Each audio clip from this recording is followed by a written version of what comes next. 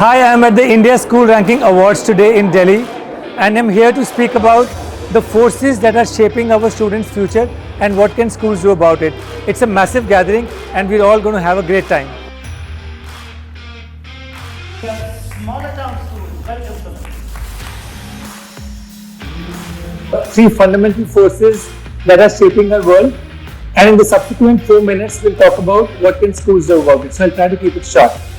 There are three big fundamental forces, and you will all recognize them, which are shaping our students' world today as we speak. The first one, no surprise, is climate change. All of you saw what happened in Uttarakhand, Punjab, J&K, Rajasthan, Northeast this year. In the next 10 to 12 years, Gurgaon is going to face massive water scarcity. Mumbai, Chennai and Andamans are going to face rising sea levels. And the upper Himalayas are going to see disappearing glaciers. And the question is, if the future is so uncertain, when our student who is coming into the school today in 2025 graduates in 2037, what kind of future awaits them? Is it a future which is bright, or is it a future that is uncertain? That's one force we really have to think about when we think about what we are teaching our students in school. The second force, of course, is AI. Your ears must be buzzing with artificial intelligence, artificial general intelligence, but the nature of work is shifting. By the time our students graduate, AI agents would be doing what humans do today. So if AI agents are going to be doing what humans do today, what will our students do? What kind of jobs would await them? That's a big question that we have to ponder on so that we can fundamentally investigate what are we teaching our students today. The third force is not much talked about in media, but it's very, very game changing. That is the advances in biotechnology. You must have observed, and I can see a lot of grey hair in the room, we are living longer and we are working longer than our ancestors. The average life expectancy has moved into the late 70s. When we got independence, it was in the early 50s. So we are living longer, we are working longer. So if we are working and living longer, will there be enough jobs when our students enter the workforce? If you think about it, longevity, climate change, and the shifting nature of work because of AI are three fundamental forces that are going to shape our students' future when they come out of school. The question is, how do we prepare our students for this future today? A little more, we will start to see what are the things we could do today to help our students for that future. So here are 4 ideas that we must spend time thinking about, enable our students with, and implement in our schools. And when we implement them, I would suggest do 3 things. Teach them, role model them, and provide opportunities for practice for your students. Just teaching them won't be enough. Doing all 3 will make some difference. Let's look at the first one. We've got to help our students make this world livable, because otherwise they're going to graduate into a future which is not going to be great for them. We've already ruined it. Let's enable our students to make it better. So teach it. Upgrade your EVS curriculum. It's very simple.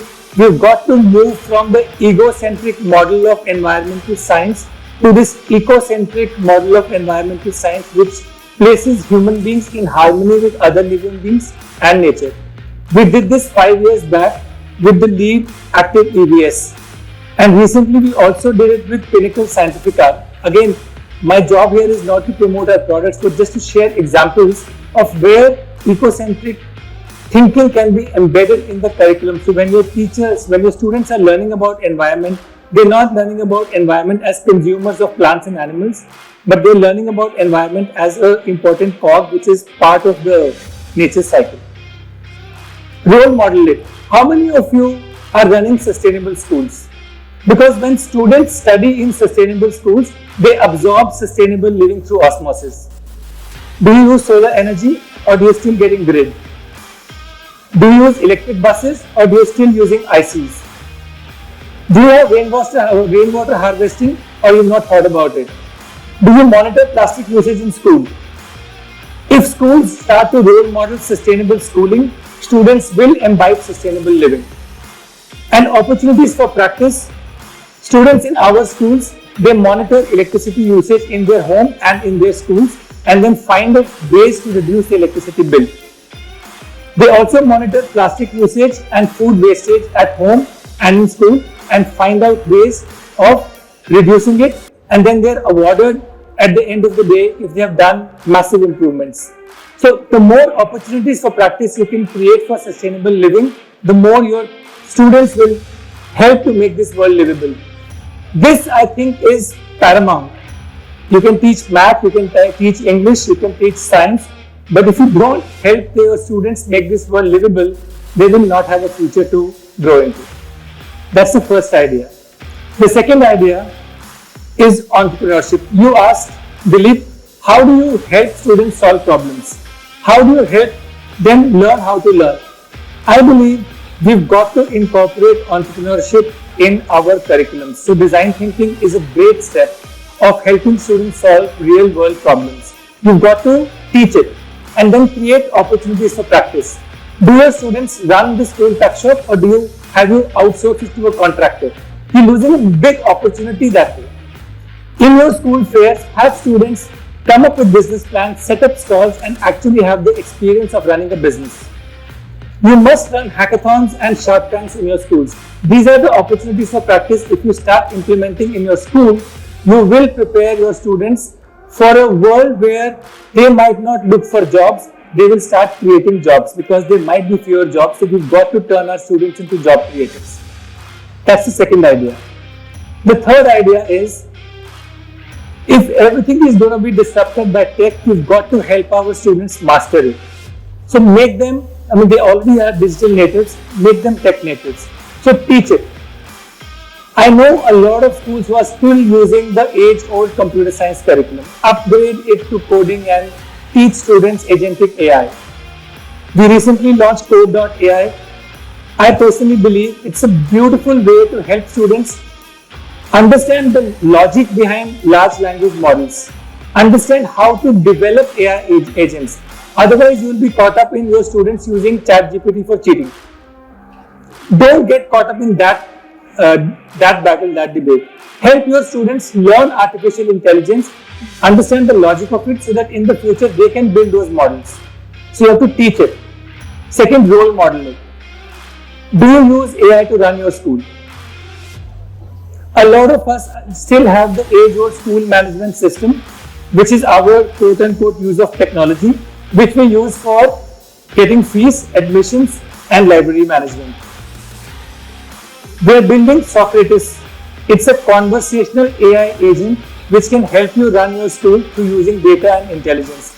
Teacher performance, you can talk to it and get the answer. Student performance, you can talk to it and get the answer.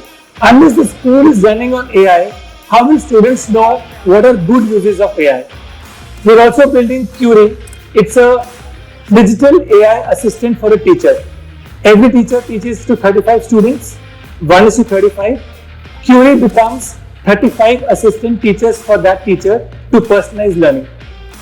I would invite you to start using AI for better learning and don't worry about AI being used for cheating. And when students see that, they will again osmotically absorb it and then create opportunities for practice. And the last idea is, in the future, information, memory, knowledge, thinking is going to be outsourced.